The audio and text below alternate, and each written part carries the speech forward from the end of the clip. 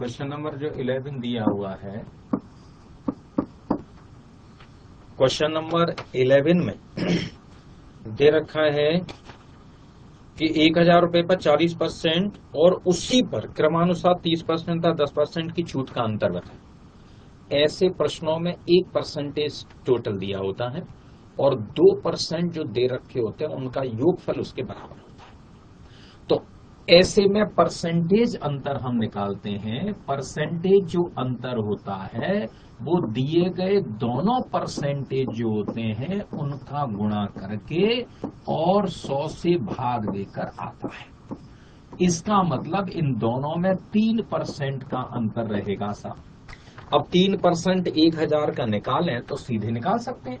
3% 1,000 का, क्योंकि बिल की राशि 1,000 है तो 3% हो गया 30 रुपए। 1% की वैल्यू 10, तो 10 का 3 में मल्टीप्लाई करो।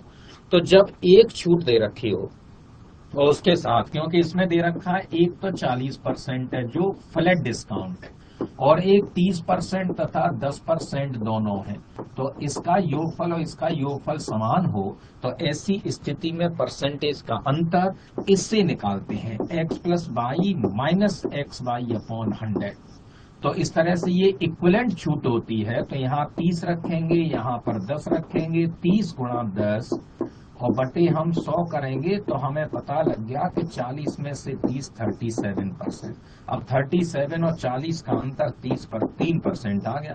तो ये सब करने की आवश्यकता नहीं है, हम डायरेक्ट इस तरह से निकाल लेते हैं। जब छूट का दो छूट जो दी जाए उनका योगफल दिए गए परसेंट के बराबर हो तो उन दोनों का मल्टीप्लाई करके 100 से भाग देते हैं। इस तरह से 30 रुपए आ गया। That is given in option C.